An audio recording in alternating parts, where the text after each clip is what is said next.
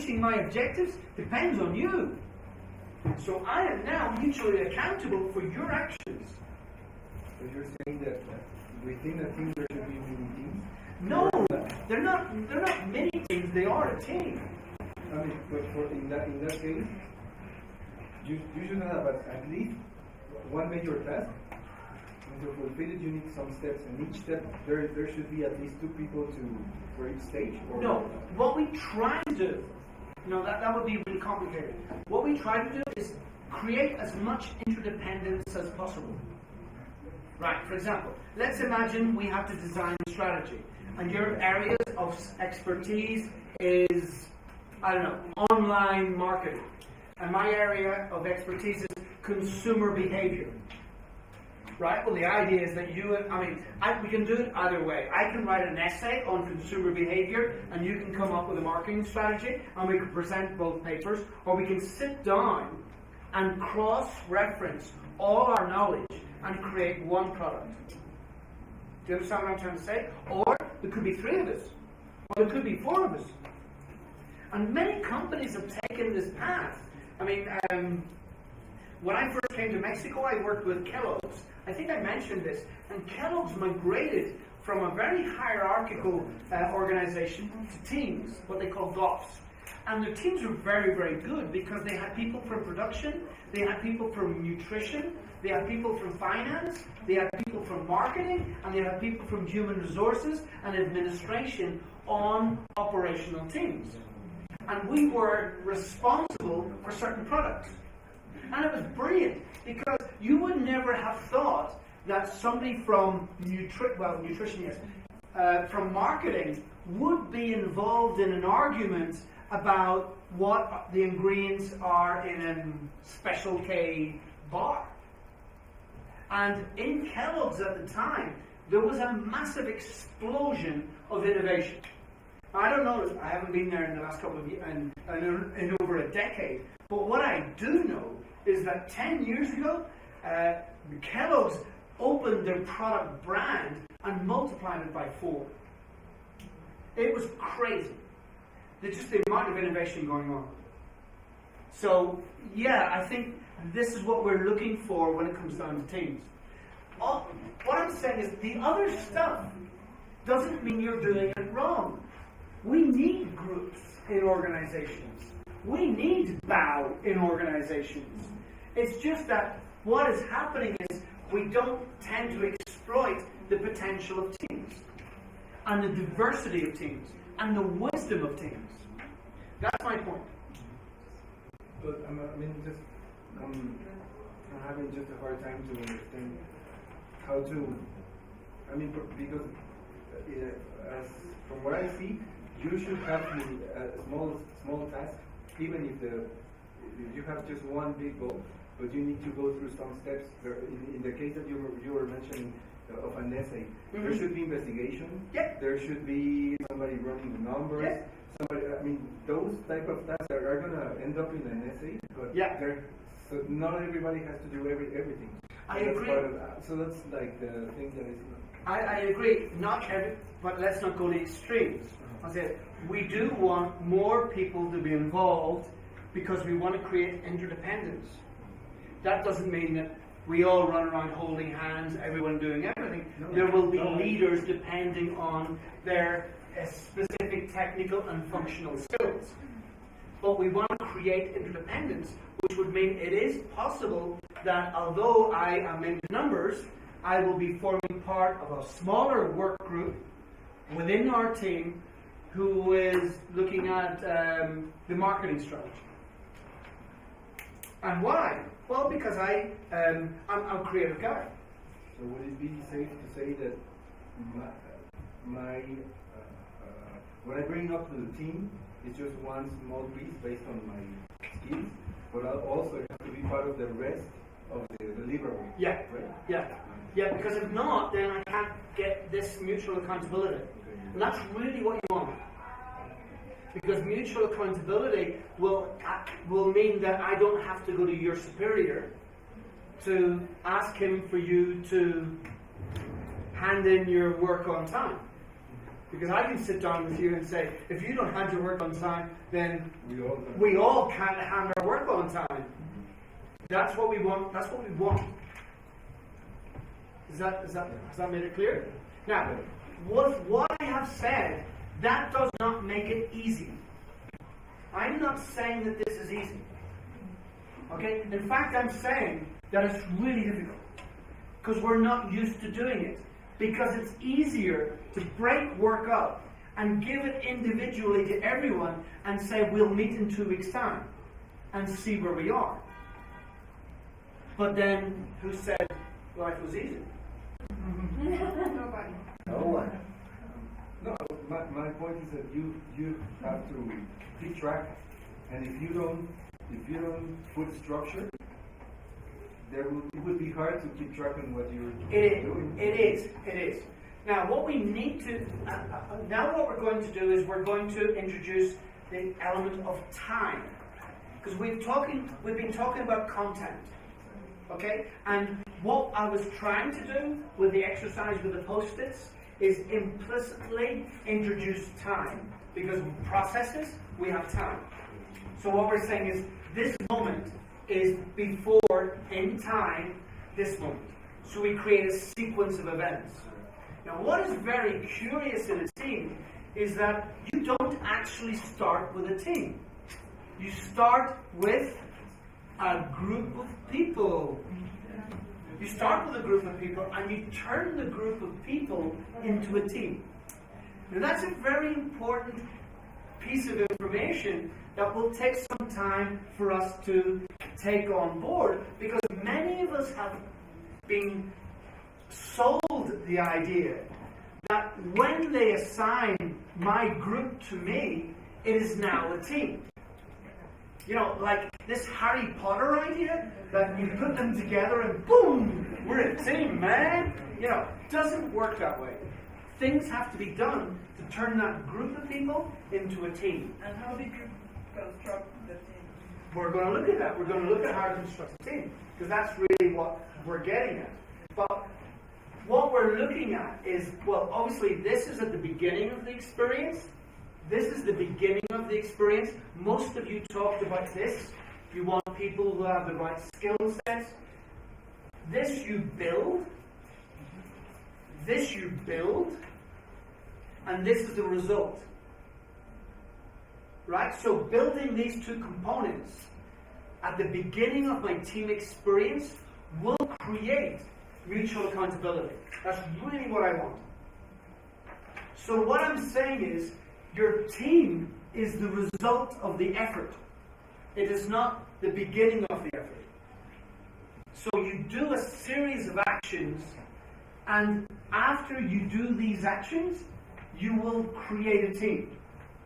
Not at the beginning of the experience, which is really interesting, because we have been taught to believe that the people who are assigned to us, they are already a team.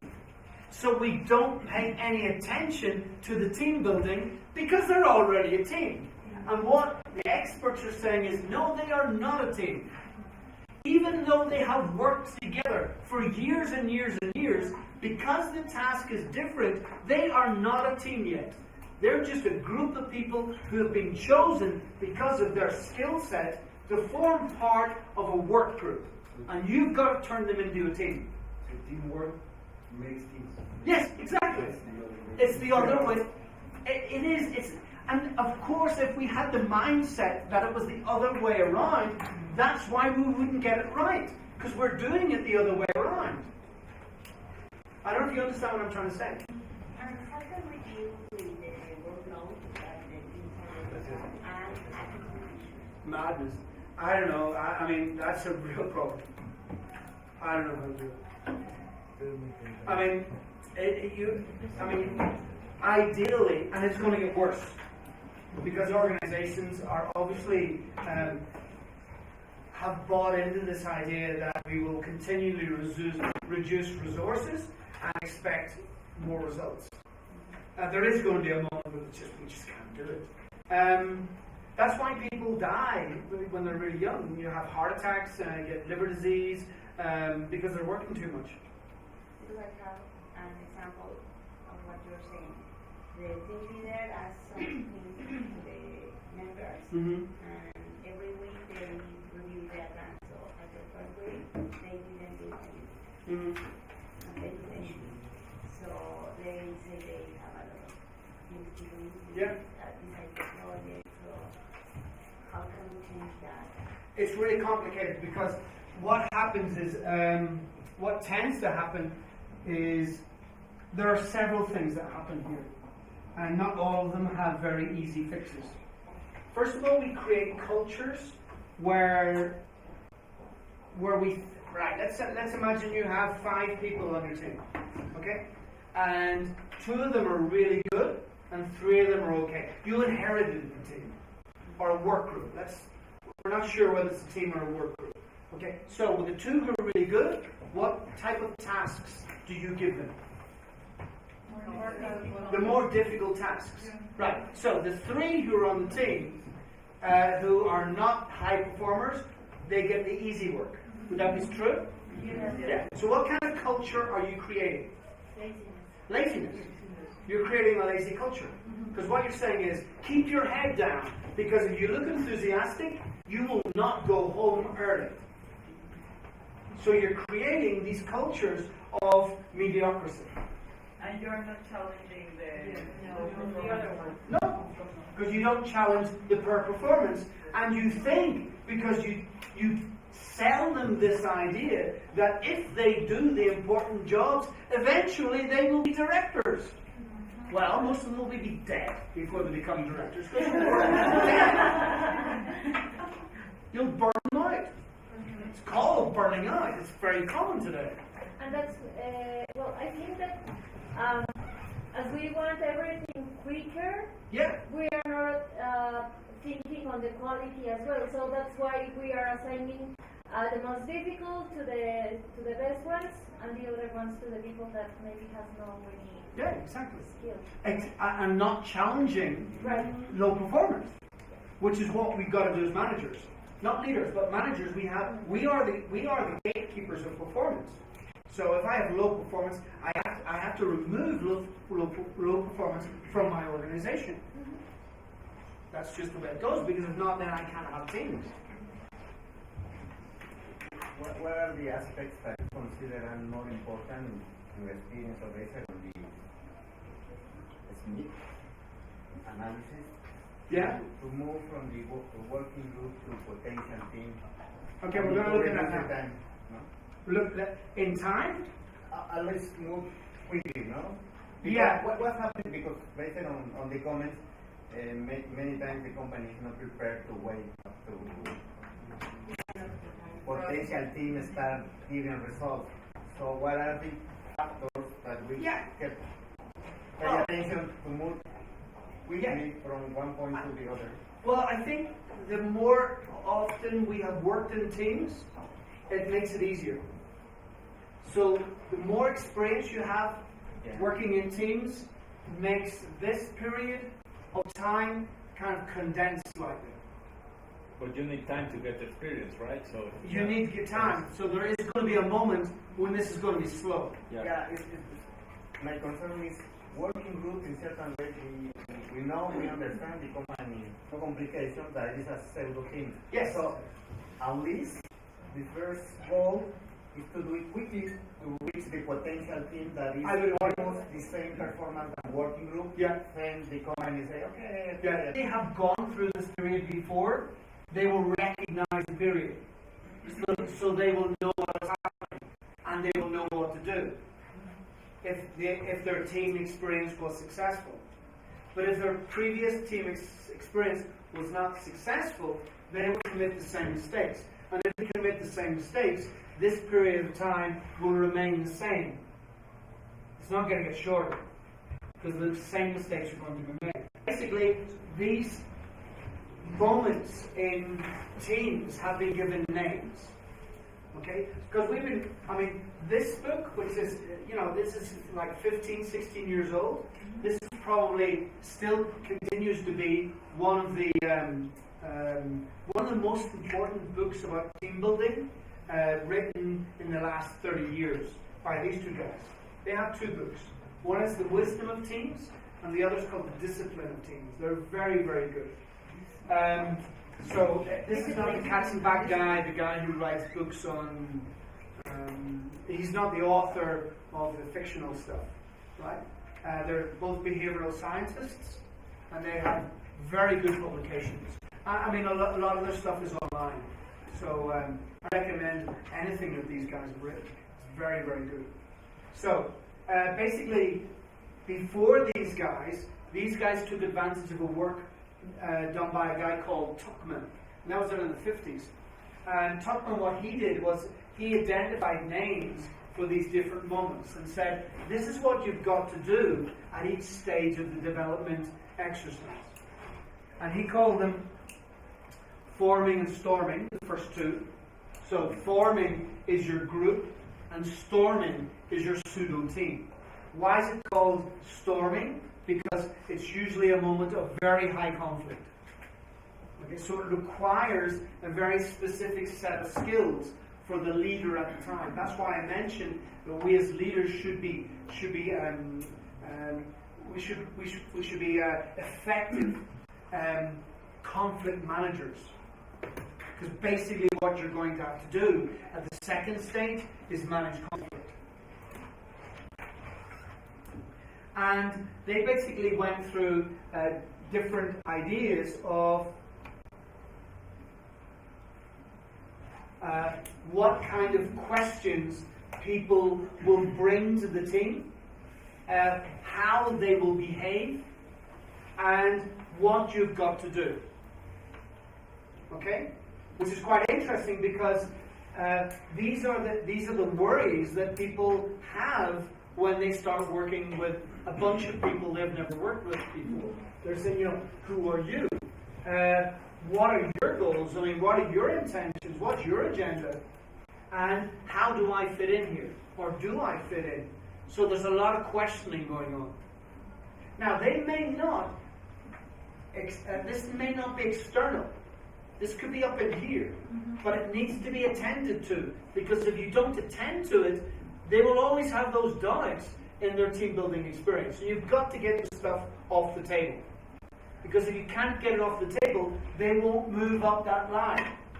What I want to say is, you're not going to get a high potential team if one of the members is asking continually, does he or her fit into the team?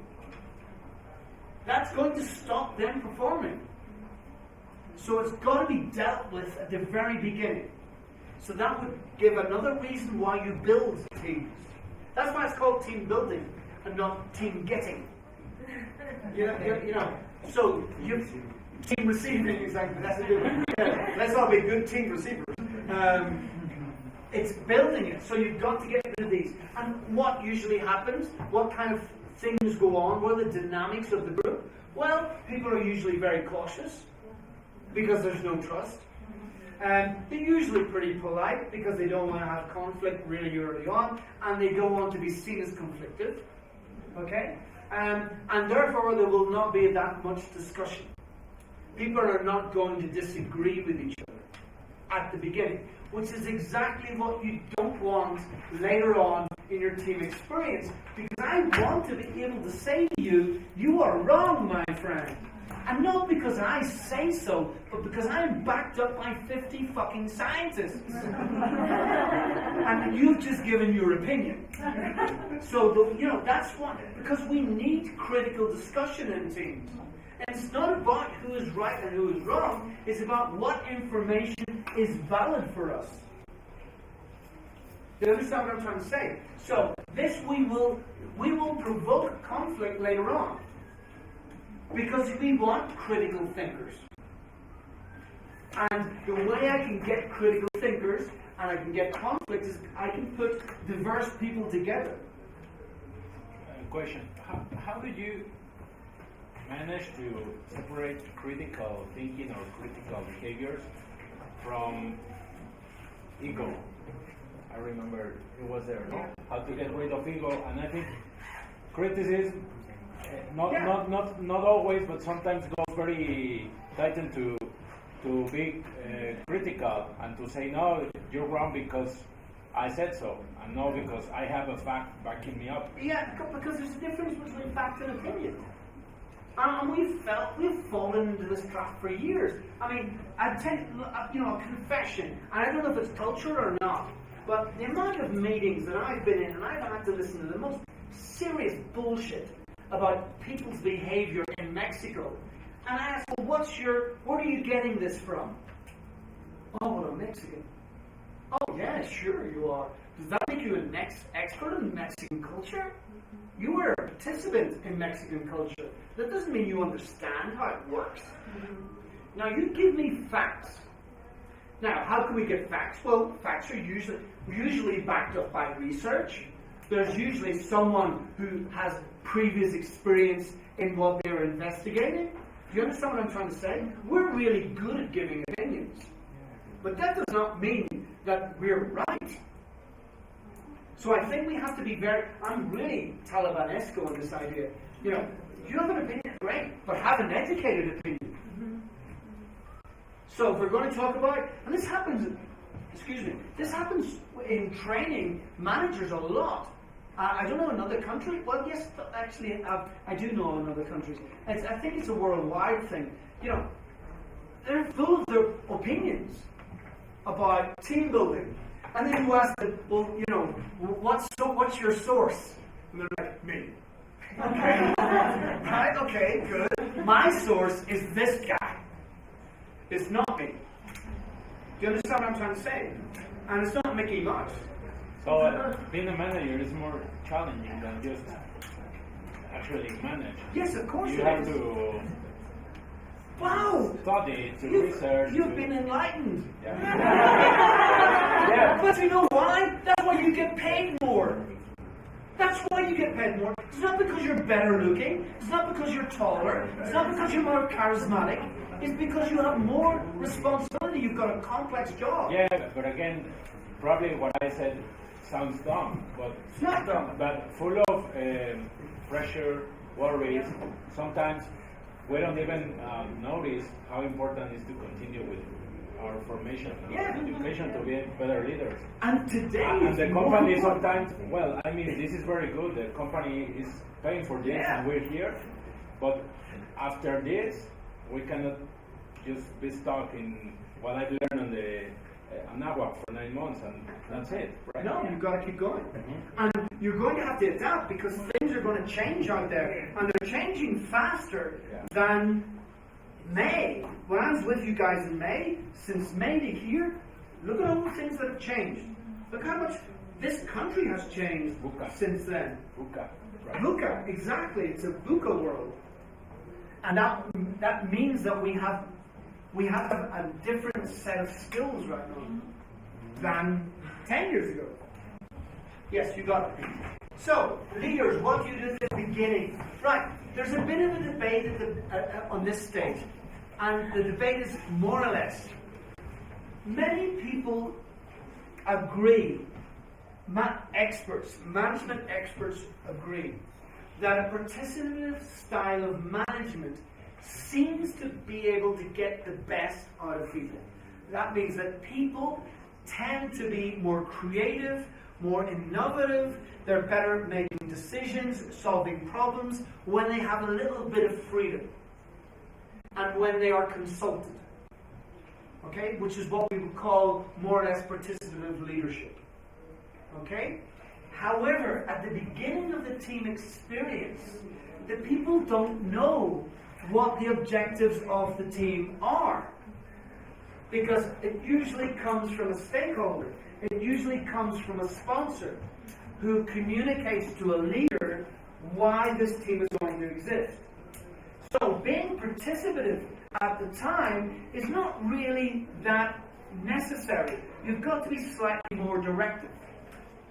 You've got to tell people what needs to be done.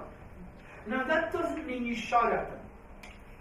It just means that you give them the brief the way it is. So I'm not going to ask you your opinion about the objectives of what we have to do. What I will do a little bit later on is ask you how you want to work and how we want to work together, which is much more participative. But at the beginning, I want to be slightly more directive. Okay, so you as a leader, what's going to happen is part of this migration from group to high performance is that you as a leader, you change your style. That is brilliant, because that backs up another fact we know in life. If you want people to change, what do you have to do? You have to change. So the leader builds the team by changing their leadership style. So there's a reflection for you all. If you have been in a team and you have one leadership style, there's something going wrong there. Because you're going to have to be changing your style as the team matures. Kind of letting go of the team. At the beginning, they're very close to you because they need instruction, they need more guidance, but your objective is to start letting them go. That's how to get them to high performance. So, we have another comment we can make. Why do many teams never reach their potential? Because their leaders don't let them go. Don't let them grow. Because they're not confident enough that they can do the job. Because there's no trust. Well, then if there's no trust, why did you put them on the team? You put them on the team because of their knowledge. Or because of their skills. Or doesn't want, maybe because they believe they protect the position they have. Because we all think we're important when they call us at 5 o'clock in the afternoon to ask us what to do. Well, excuse me, I've got a very important call. That moment, oh, you must be very important. And most consultants will say you must be a terrible manager because they should know what to do without calling you. Exactly, they need to know what to do without you, not at the beginning though. Because at the beginning they don't know what to do. So you need to provide for that. But how long do you need to set up a team? I reckon you could do this in a couple of meetings. You could do this in 2-3 meetings. It doesn't have to be that long. Just clarifying who's going to be doing what, why we're together, when the next meeting's going to be, etc., and that's it. Then the fun and games start. Because we have conflict, storming. So we have very serious questioning going on. So people are obviously, there's going to be jockeying for power. That is always present on the teams at the beginning. Who is the one who's going to influence the most in decision making? That's going to be a worry that they're going to bring. How are we going to handle conflict? Who's going to decide who is right and who is wrong? Whether we go this way or we go that way? Usually it's a more kind of energetic period in the team's life. We start establishing boundaries, which if you want to call them rules, you can call them rules with their boundaries and limits, what we can do, what we can't do. What we used to do in consultancy when we worked in teams is we used to develop do's and don'ts. So we would have a meeting after we got our brief to sit down with the other consultants and say, okay, what are the things on this job that we can do? And we all follow those do's. And what are the things we can't do? So, for example, it was very, very common on consultancy jobs that we would never eat with the client. We would have to identify those things. You can't drink. But they would be the rules of the game. And we would call them do's and don'ts. And we would develop them on every job. Just basic rules. And then you're going to get your more competitive, you're going to get your red hens, and you're going to get your green hens. So you've got to know what you're going to do with your red hens. Because what do the red hens do? They peck the green hens. So you've got to be really careful with these people. Okay? And they can be really toxic. So that's why we need do's and don'ts. Yeah? Are you getting? So this is a critical period. And this is make and break in the team. Now, what used to happen, it doesn't happen that much very often because it wasn't a good way of working, was I remember years ago when teams were, I did a job with Pfizer, and Pfizer was setting up multidisciplinary teams.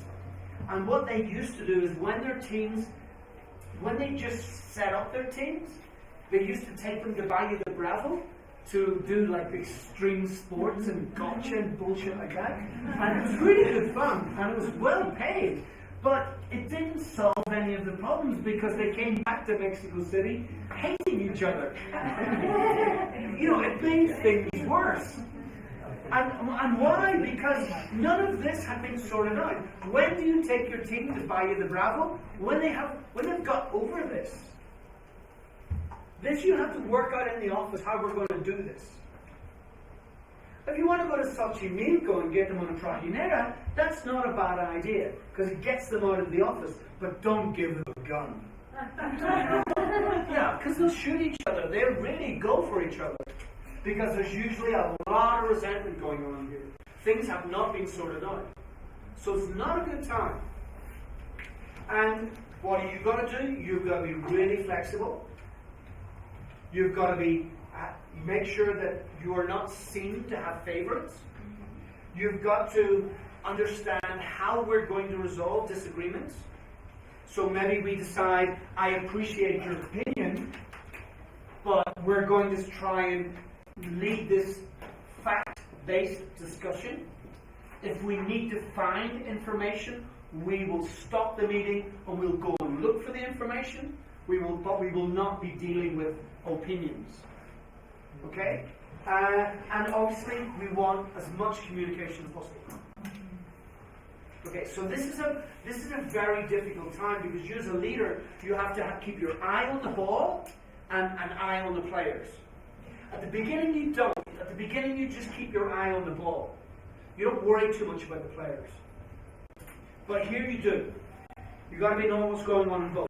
So, how long does it take you to overcome this period? It depends on the experience of your team members. If they have been through it before, it will be easier for them. I suppose it's very similar to having babies. The first one apparently is a nightmare. And my experience was it was a nightmare, and I wasn't having it. But after 2, it seemed a lot easier. So I think, I don't know if that's true or not, but it seemed to me that that's what happens here. The more you've been through it, the easier it is for you to get through it. And obviously, the more you've managed it, the easier it is for you to manage. It's like the first time that you drive a car, yes. Right? So because the first time the only thing that you are trying to think is, I'm just looking at the front of the car, and just to don't crush with anybody in front of me. Yeah. But after to take this car again and again and again, you need to start looking at the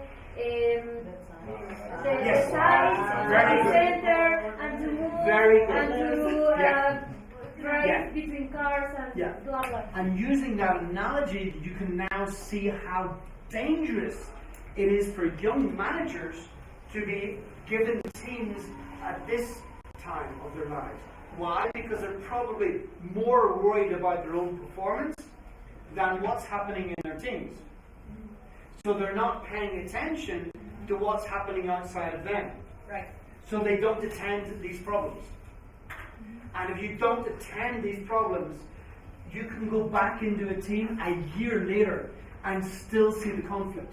And the performance of that team is not good, because they have not got over this. So you've really got to deal with it. Do you recommend a session? Specific session? Oh yeah. Oh yeah. Oh yeah. Well, I mean, sometimes you can call consultants in who've been working with groups, but it's not necessary. I mean, if you have some kind of basic participative skills, like things like one exercise that I would recommend is we used to put these flip charts sheets on the wall, and we would write the name of my position in the team. So if I was the researcher, and give everyone a pen and ask the other team members to write on the piece of paper what they expect of me. So you go round each flip chart, and everyone is telling everyone what we expect of each other. Okay, so we start sorting this out. Okay, we can start seeing the expectations that members have for other members, because we can have expectations that are not correct. Why did we do the exercise yesterday with expectations? Because there were some things there that we cannot do in 16 hours. And to make sure that we understand that, because if not, you will be very disappointed at 5 o'clock when you have to go, because you will say, shit man, I came thinking we were able to do this, and we didn't do it. He's a terrible trainer. No man, you came with expectations that cannot be done in this time. Okay? So, this is a time to get communication. This is a time when you have people who, you will have introverts on your team. This is a time to get them out, to get their opinion, give them space. Because if not, the extroverts will dominate conversations. And the introverts who have worries as well, that doesn't mean because they don't speak or express their worries, doesn't mean that they don't have them. Yeah. But in that case, what would you recommend where you know that there's gossip between them? And maybe there's conflict, but there's nothing like... Get it on the table. Or something. Get it on the table. Use the analogy of a fish. Okay, you catch this beautiful fish. What's the first thing you've got to do with this beautiful fish to be able to eat it? You've got to clean it. Now, how many of you have any of you cleaned a fish before? Yeah. Did you enjoy it? No, it's a disgusting thing. I don't know. I mean, you've got to rip up the guts. It's disgusting, and it smells, and your hands smell for hours after. It's disgusting. Yes. But if you don't do it, the fish will go off really quickly. So it's the same. You've got to think of that analogy. It's disgusting, it's difficult, it smells, nobody likes it, but you've got to get it on the table. Now, we live in a culture where we don't do that very often. We tend to ignore it. Or as we say in Japanese, there's the famous ways. So we live with this conflict, we live with these problems, and then we start saying, it's him, it's her, she's always fucking complaining. That's her problem. She's always coming with these things. It's got nothing to do with the job. And that's because we have not resolved. It may be so, actually, but it's probably because we haven't solved some of the initial issues. So you've got to do that. Are you okay? Yes. Yeah, you're following along? Yes. Then you start working as a team. So you've got rid of your pseudo team. Because you've got the fish on the table, you've cleaned it, and you're starting to eat together. You've got your basic rules, you know what to do, and now you're starting to talk about how we're going to work together. How can we improve how we work together? Because at this moment in time, you will have worked together, but it probably will not have been very good. Why? Because you're worried about other things. And when you're worried about other things, you don't focus. And if you don't focus, your work is not going to be good. So once you get these things away, you kind of almost go back to the beginning. So what we recommend is, after you get through your conflict, you go through the objectives again. Okay, now how do you see these objectives? How can we improve the way we have been working until now?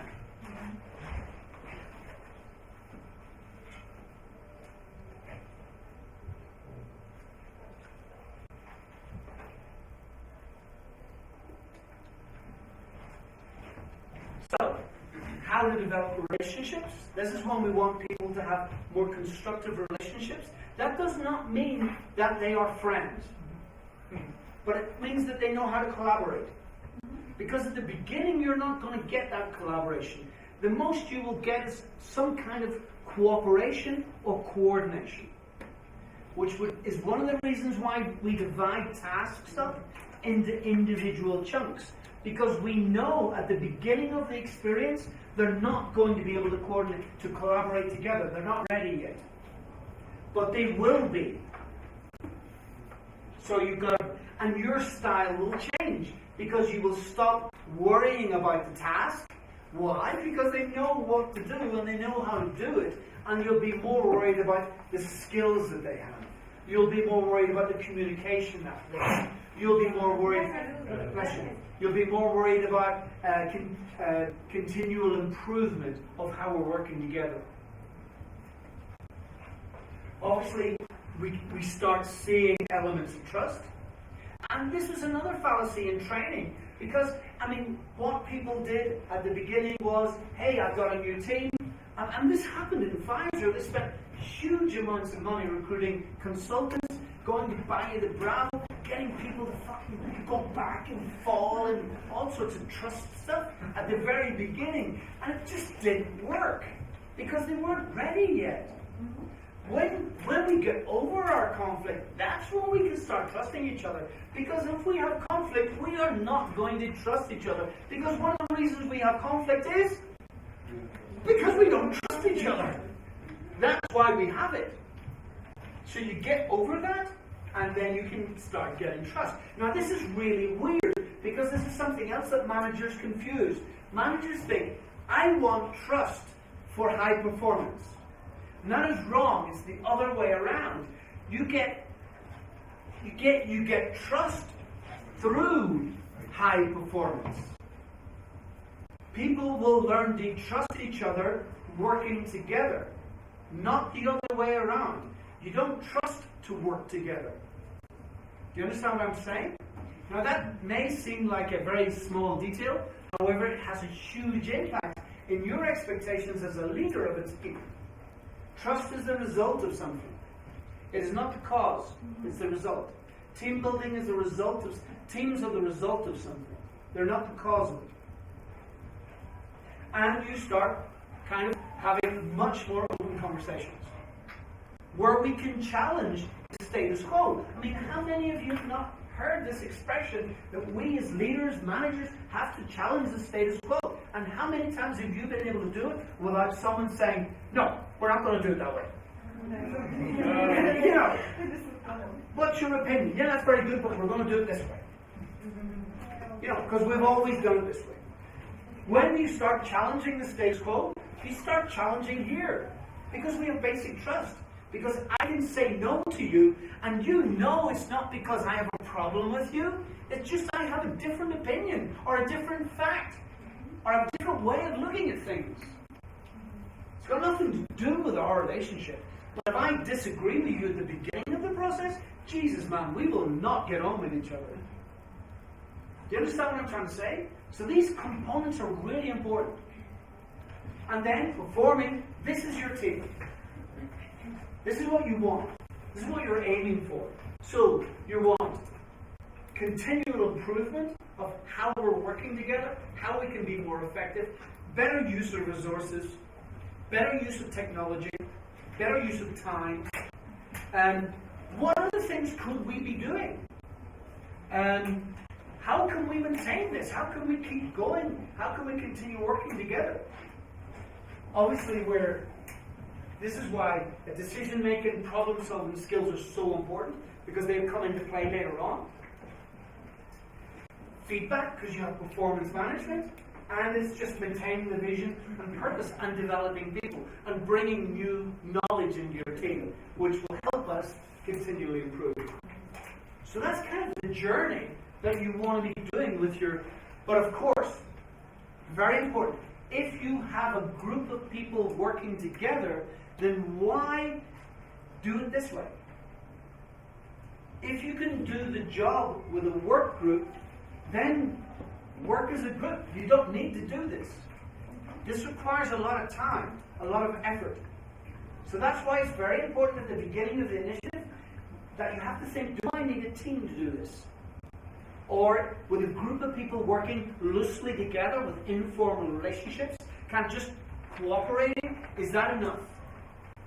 But if I realize that what we have to do, like design a marketing plan for the next 5 years, is important enough to bring in diverse resources, then I'm probably going to have to go through this. Does that make sense, what I've just said? Can you please elaborate on how we play to strengths? Yes. Well, there are two modes in team building. The first thing is the strengths that you have in the team you will not see until later on. what you have in your team at the beginning usually are weaknesses. Okay? So what you have to do is identify the weaknesses. What we're not doing. And train what we're not doing. Okay? Later on, you can start discovering, I think it was you that talked about, Laura, discovering new talent. Yes. That's when, that's that. It's when I can see, oh wow, that's very good. What else do you know? That's playing on strengths. Okay? But at the beginning of your experience, you're going to be dealing with weaknesses. Because, and many, there's one particular author who talked about team building as a journey on a boat. He kind of said that really what happens is your team members will attain the knowledge they need to be able to solve the problem with the experience of being on a team, not previous. Because basically what it's saying is that you will learn as a team together. And you won't have the knowledge at the beginning of the experience. You've got to give the team members that knowledge. It would be like sharpen a diamond, and then it's finding another use for the diamond. Yes, yeah. That's a good analogy, yeah. Okay? So to sum up, what have we got? Here are the behaviors that you're going to have at each stage, and this is what you've got to do.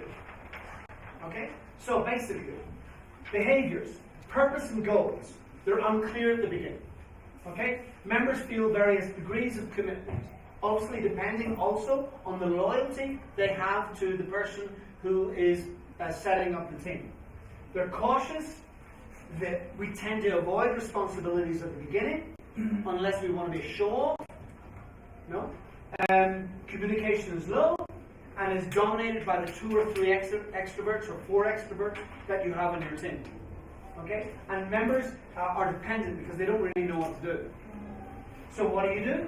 You've got to build this common purpose. You've got to clearly establish expectations. And that means communication from your customers or your sponsors, depending on who is setting the team up. Understand personal expectations. This is why in most training sessions you go to, the trainer will go through this idea of expectations. We always do it. And we do it because we want this. We need to see this. And also it shows me how much you know about what we're going to be doing. Because if your expectations are not aligned to what we're doing, I know you don't know very much about it. So I know how much knowledge you need to I know more or less what you know and what you don't know to be able to give you what you don't know. I'm not sure if that's very true. Yeah, but you get it? That's why that's done at the very beginning of training sessions. Clarify accountability, recognition and rewards, resources, and leader provides direction and drives the team process. So once again, the leader is not worried too much about the people, but more worried about the team process. Now, a leader who keeps his or her eye on the process will get better results. You've got to keep your eye on the process. What did you say about rewards? It's in the forming? Yes, right at the very beginning. Recognition and rewards. Define or Clarify. Clarify. what could you get from this? Clarify. Because we don't want to have expectations at the beginning of our experience that we're not really going to be able to fulfill. And it happens that's why we also burn people out and help people become extremely frustrated, because we offer them things at the beginning of the collaborative effort that we know we're never going to be able to. You'll get a promotion. Yeah, right. If you work hard. Yeah, right. Yeah, so we've got to make sure that we're not playing with that. Then you go into storming, so you get differences, confusion, which is natural. Okay, because they weren't really thinking about this. They were thinking about themselves at the beginning of the experience. They're thinking, what am I doing here? Why am I on this team? And how much responsibility am I going to have? And what influence am I going to have? You will have power struggles. for control. Okay? You may have people who react to the leader or have counterproductive behaviors. You've got to get these, they've got to be called out right away. That's why we do do's and don'ts. So we make sure we identify what is acceptable behavior and what is not acceptable as a team. Teams are uncertain about how to deal with certain issues. There will be communication problems, and there will be more kind of independence. So what do you need to do? You've got to get people involved. That's the only way to build commitment. You've got to inquire. Why? Why do you say that? Why do you think that idea is better? You know, explore with people. You've got to assess, test resources needs, make adjustments, define operational agreements. How are we going to work together? And the leader raises difficult issues and coaches teams through struggles. So that's when you've got to be more of have a certain profile. You've got to stand back a bit and encourage discussion. Encourage that they put this stuff on the table. Then you have norming, when the who's, what's, why's become much clearer. That's why you start having performance, because everyone starts knowing what they need to do. You can tell people what to do, but they don't really realize what they've got to do until a little bit later on in the process. And this is really curious because one of the ailments of teams is that people don't know what to do. And why do they not know what to do? Because they've been told at the beginning of the process that this is what they've got to do. Then they go into a process where that is no longer important and they forget. So that's why it's always good to go back to the objectives that you've got, go back to the responsibilities that you've got, and making sure we understand what needs to be done. And then performing. And performing is it's a walk in the park. Because you've basically got a team who are self-managed. And you move on to another job. Or set up another team. Because you've got the experience. So, what things can go wrong? Well, there are 5 things that usually can go wrong in a team. There could be absence of trust, fear of conflict, lack of commitment, avoidance of accountability, and inattention to results. Okay? Now, as a pyramid, we're going to deal with these things we're going to move up this pyramid. Okay? So, this is a very good book, by the way, by this guy. It's called The 5 Dysfunctions of a Team. And this is kind of the conclusions.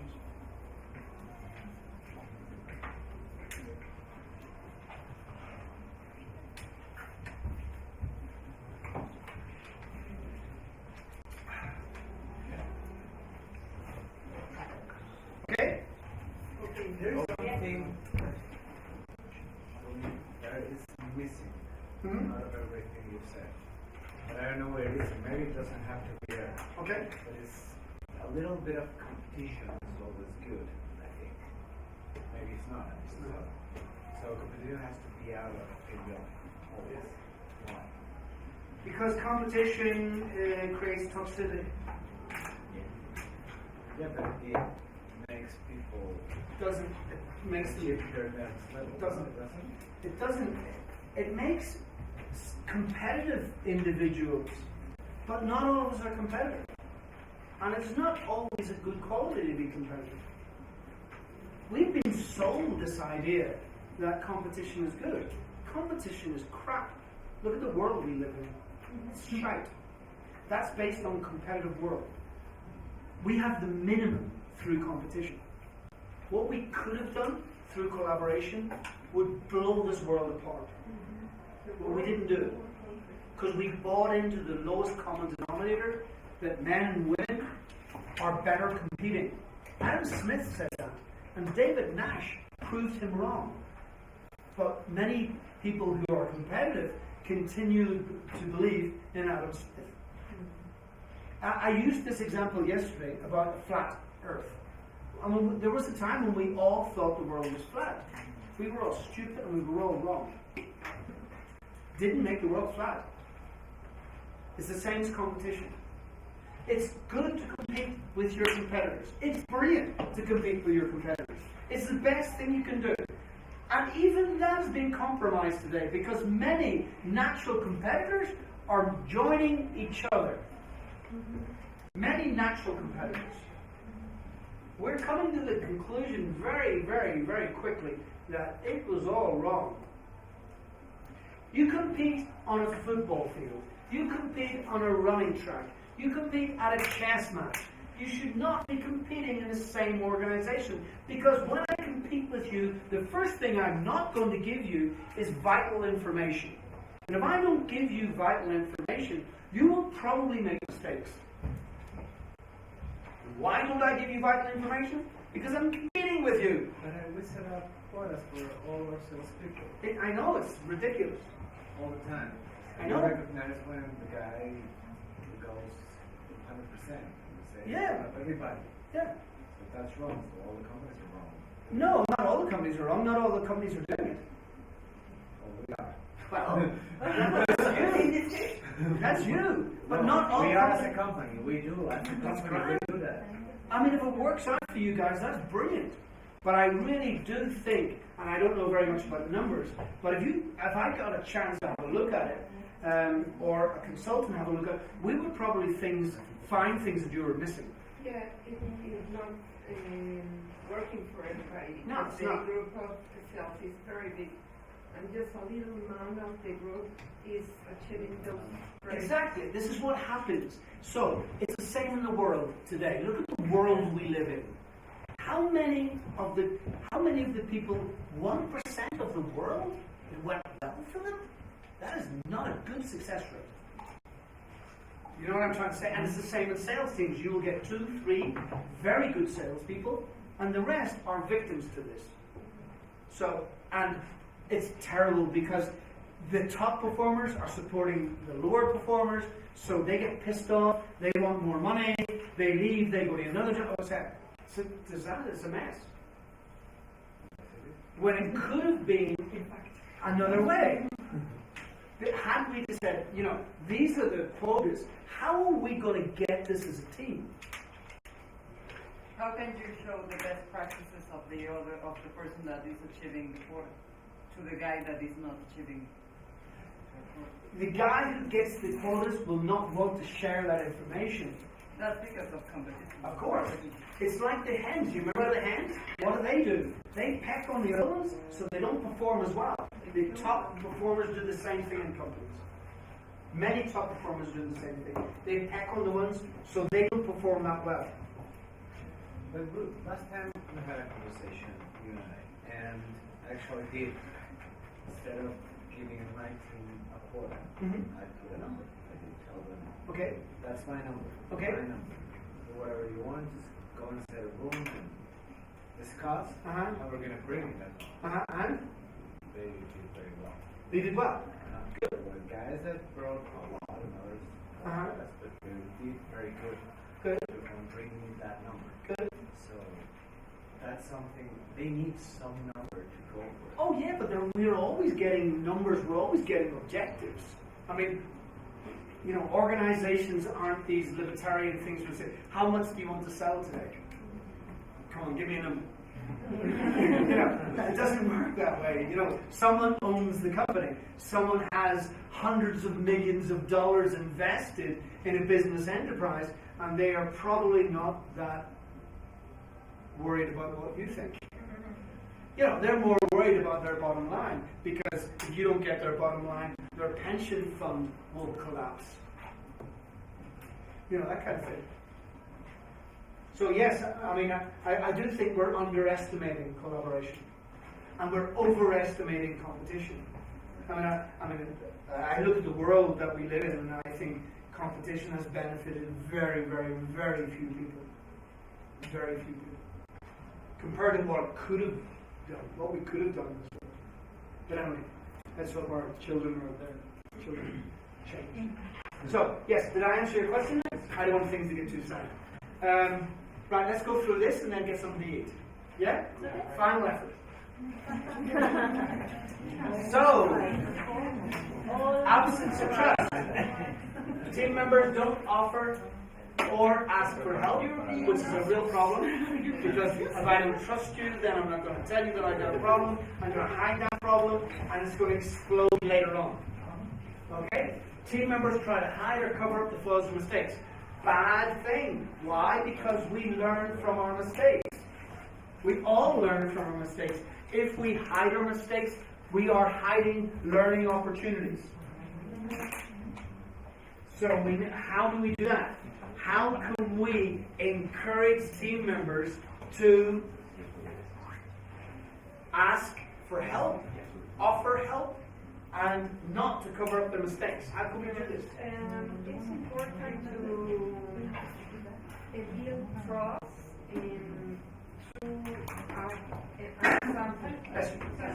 for instance, maybe one of my members doesn't want to go to government for a meeting, for instance.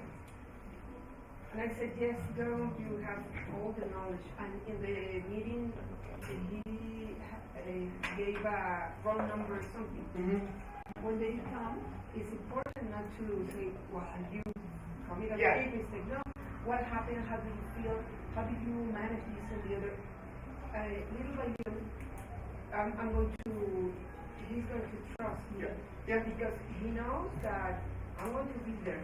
Of course, 2, 3, 4 mistakes, there's a thing. There's another problem. Yes.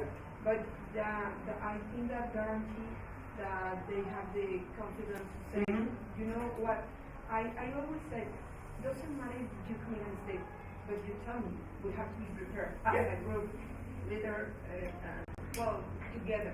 Yeah. Okay, that's one possible suggestion. It is something like the ones who are fathers have to do with our children. Yeah. No? It is something like the consequence and the benefits of make the truth and say the truth of what we are doing. So with your teams, if you know that all that you do, it doesn't matter if it's good or if it is bad results, it has a bad benefit for you, you are going to be covered. So you have to say the person who are working with, what are the benefits of that? So that you can go, you can get the trust of that person. And also we need to know how to build trust within the team. So people, not just about mistakes, but also will be able to approach you and ask your opinion, or ask, will you help? Or I've got a problem with this part of the job, could you help me do this? Listen is very important. Communication. But it's really curious, because that's another difference between being a part of a group and being part of a team.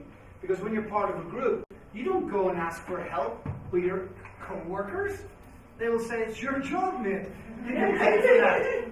But you do on teams. Because the team has mutual accountability. So we want our team members to come and ask us for help. How can this be done? Well, basically, do exercises like this. Do exercises like we did yesterday. With the game that we played? Those exercises are brilliant. And there are hundreds and thousands of exercises. I mean, you just go to the internet, team building exercises, and you'll get 1,783 million. And it's just a question of picking the more interesting ones. That's what it's about. And get them to do these exercises. I mean, how long does it take to do an exercise like yesterday? No. We did it in an hour. No. With a bit of a debrief, 15 minutes more, hour and 15 minutes. So instead of that Friday meeting that we have where we go through actions, let's do a team building exercise. And let's talk about what's going on. So we create trust. We can start to get to know each other. The way we work, our preferences in working. Wouldn't it be also that the co-worker is afraid of the consequences of the leader, so the leader has to say, okay, whatever you do, the only thing that cannot happen is that you don't learn. Instead of saying, if you do it, you're going to be fired. Yeah, exactly. I mean, this is kind of like, to make mistakes is to show me you're trying. And to correct your mistakes, it shows me you're learning. So I want both of those things.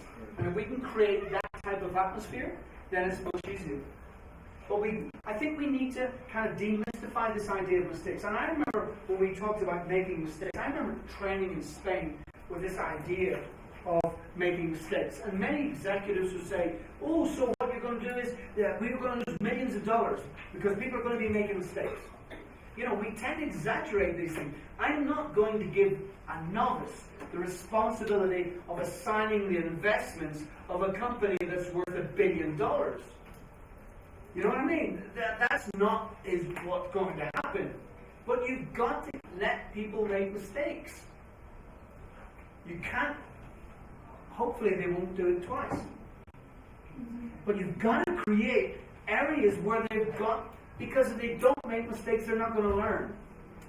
And if they don't learn, they're not going to grow. And if they don't grow, you're not going to grow. But under competition, you promote perfection instead of experimentation. And most of the modern methodologies today are based on experimentation. Design thinking is based on experimentation and prototypes. So what design thinking is saying is make mistakes very early on in the process, not later on in product development. So that has to be like very clear in the rules, right? In the first part. At the beginning, yeah. We have to get to the goal. Yeah. It's okay if you will mess up. You will mess up, and it's gonna be fine unless it's a very huge and catastrophic thing. But you will not. Yes, but you will not let that happen. Exactly. Yeah. You let them know that you are having a campaign. Yeah. Okay, so. Another question. In this case, that's exactly what you said. In this case, to pick the exercise, what of these concepts could be like team healthy evaluation? Okay, yeah, that's a good question. Well, for example, when you have competition versus collaboration type activities, they seem to be very good because they kind of show you where the mindset of the people are. Personality, actually. And personalities, negotiation exercises, zero-sum exercises. They're good. And then exercises like we're going to do with you guys later on when you have the egg challenge, where you really have to work together very quickly. You remember the marshmallow thing that you did? That type of exercise, they're very good.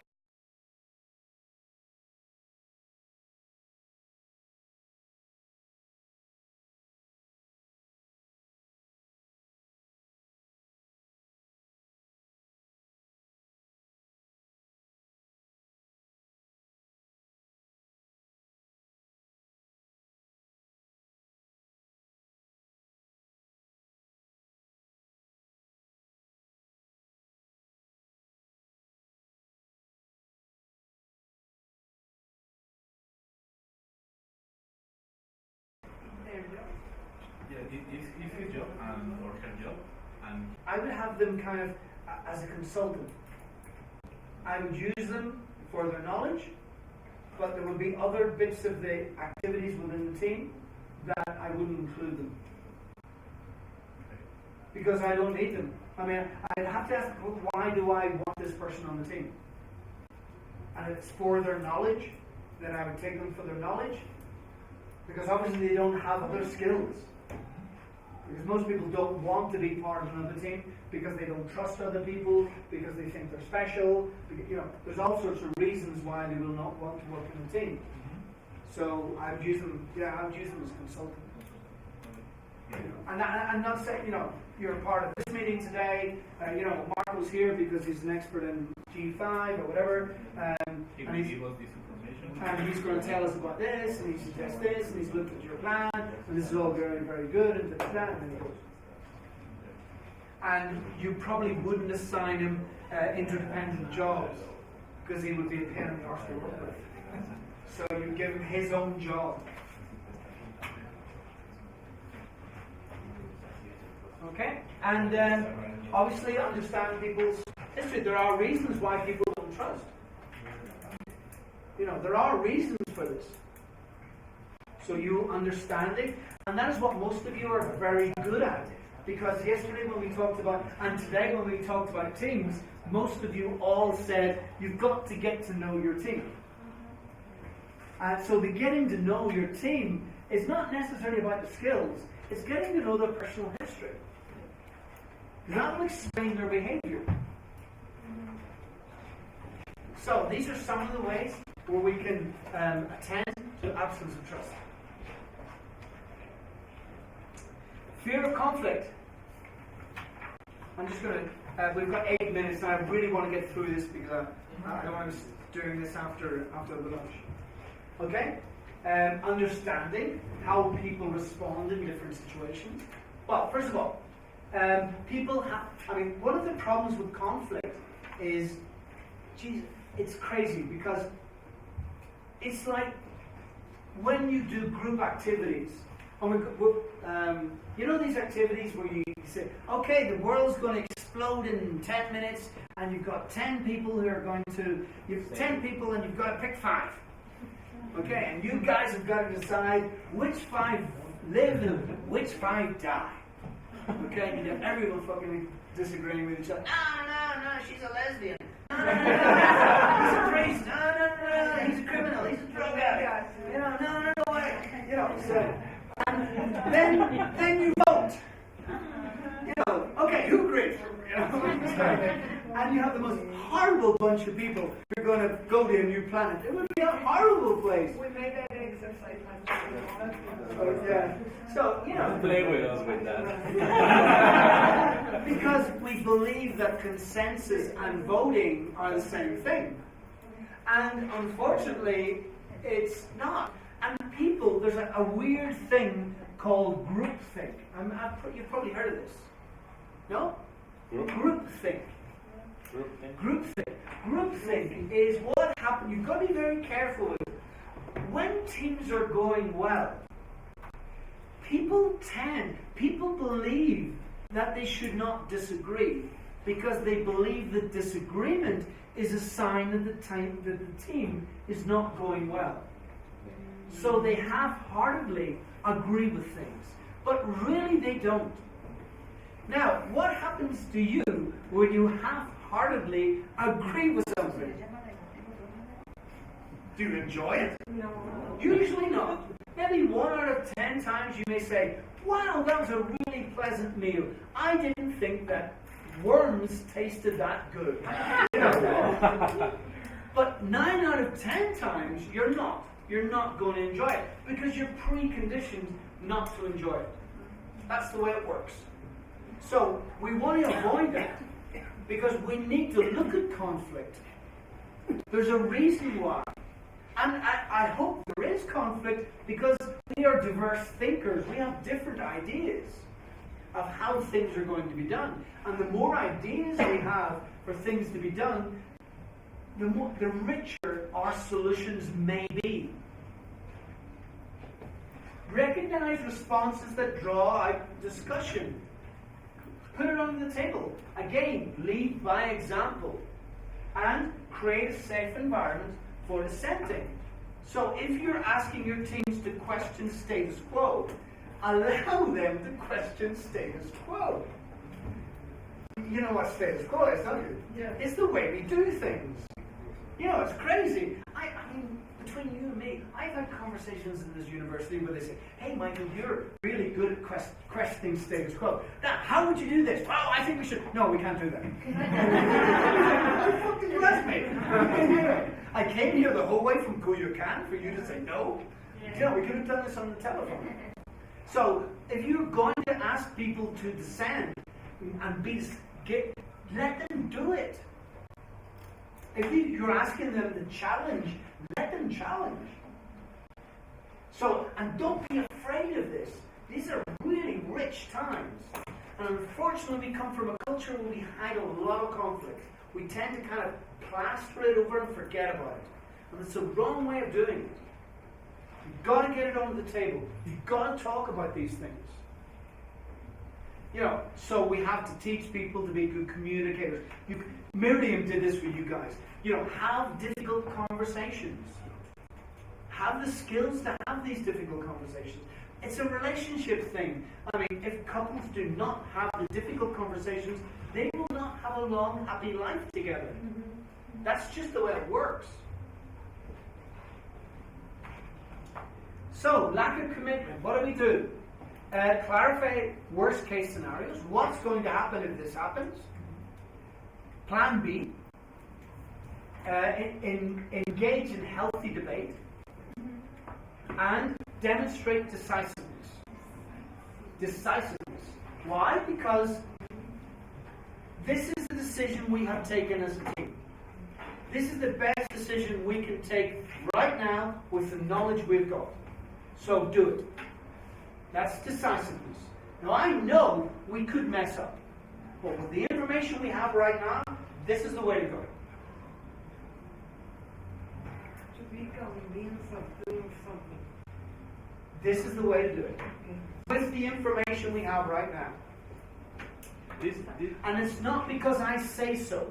It's because the information we have right now is suggesting that this is the way forward. And this comes back with trust, I think, because if you just show the worst case, but you don't define an alternative plan, they won't feel comfortable participating, and you have lack of commitment. And allow this debate. This is where you want.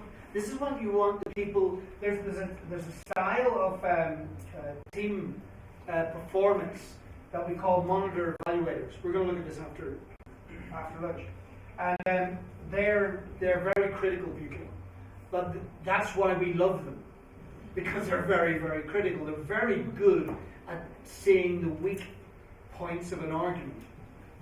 And you need one on your team. Now, the problem with these people is they are not that popular. No. Because we don't have the culture to make a different point of view. Exactly. So we tend not to let them onto the teams because siempre llevan la voz contraria. And they're difficult to manage. And they're weird anyway. You know, that kind of reasoning. And so we block out dissonance in the team, and we want debate, we want critical debate. But I think it's a part of our homework to develop that people in being more probably soft or build another type of relations. Yeah. Because I mean, that example is very good. I have a collaborator in my group that is just that kind of person. She's always saying why not or why it's not a good idea, and sometimes it's very helpful because she points out weaknesses, but some others she just say no because she dislikes the person she is going to work with to get that done, and the other person is going to hate her, and it's always like that. So I think I have to encourage her to be more, I don't know, to make agreements and to or what would you suggest me? You've got to separate the person from the problem. It can't be personal. I mean, I can't say I disagree with you because I don't like you. That's not good criteria. I think on that case, because I had this experience also with a collaborator, not anymore in the company. No, because it's but I said, okay, it's valid your point. But what are the options? No, because sometimes just say no, why this? Okay, bring ideas to solve the problem. Because if you just take the position to say that no, that this idea doesn't work, or do the challenge, it's valid, of add value, no? She starts reserving more the comments because she had to come with a because right, but I don't have the solution. Exactly. And reduce, and when she comments, actually what's the problem? She brings ideas, no, and complement what's more constructive. Good point. I would go back to what I said in negotiating, separate the person from the problem. It's the way to do it. Do you have any other questions? Any doubts? No? Okay. Just two more to go. So, avoidance of accountability. work fails to move forward. No one is being held accountable for the work that's being done or not being done. So, again, clarify roles and responsibilities. Now, this you need to do throughout the process. People forget, okay? Or things become blurred. So you need to go back to basics quite often in your team building experience. You've got to go back to your objectives. You've got to go back to the original roles. You've got to go back and question whether the assignment of roles at the beginning were right. And they probably weren't right because your team has moved on a wee bit. So you're starting to see the skill sets, the people that you're working with. So roles can change as teams develop. Yeah. In this case, for a team that you are managed, I think that is easy to us to clarify roles and responsibilities. Yeah. But when we are part of the organization that doesn't want to clarify roles and responsibilities, how could we encourage the company? I don't know. That's like how can you get drunk drinking water? You can't. You can drink liters of the stuff, and it just does no effect. And that, I mean, if you have an organization that prefers to have these kind of gray then you're not going to get good performance. I need to know why I'm doing what I'm doing to be a good performer. So I've got to really know. We need to demand. Yeah, if I don't know how my behavior contributes to the successful training of you as leaders in an organization, I'm not going to do it very well. It's that easy. Okay? Good questions. Okay, and maintain regular checkpoints. We use a mechanism in consultancy which is called what's working, what's not working. Really easy. We sit down, 20-minute meeting, we have a flip chart, we divide it in two. What works, we write work, not work, and people put post-its and they suggest what's working, what's not working. It's kind of a brainstorming session, catharsis, that kind of idea. Then we take the flip chart, sit down, categorize the problems, and start setting up action plans. That's the way to do it, really quickly. Okay, so maintain regular checkpoints and intervene early before things reach a crisis. Okay, so bad performance, poor performance, you've got to weed it out immediately. Because if not, it turns into habit. Or should I say, it turns into vice. Okay, that's just the way it works. So you've got to be on the ball there. That comes later on. This comes later on in the team building experience. Because at the beginning, if I start asking for accountability, then I'm going to blow my team away. I'm going to burn them out. Because they can't have accountability at the beginning of the experience because they don't really understand what needs to be done. Nor do they have the skills to know to do what needs to be done to reach those goals. When we get through conflict, then we become more accountable. So you also need to think, at what moment will I demand it? It's the same as commitment. You don't really get commitment at the beginning. You know? Conflict you're going to get at the very beginning. That's why it's the bottom of the tower. Building trust is critical. That's why it's the very bottom of the pyramid. So you're working up this way as you go through the life of the